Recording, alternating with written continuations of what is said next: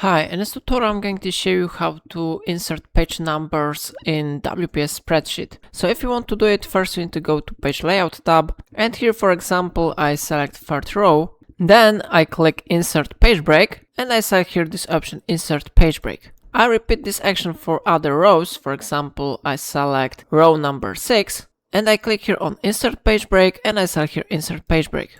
So now we can go to Print Preview, or we can try to use shortcut from our keyboard Ctrl-Alt-P.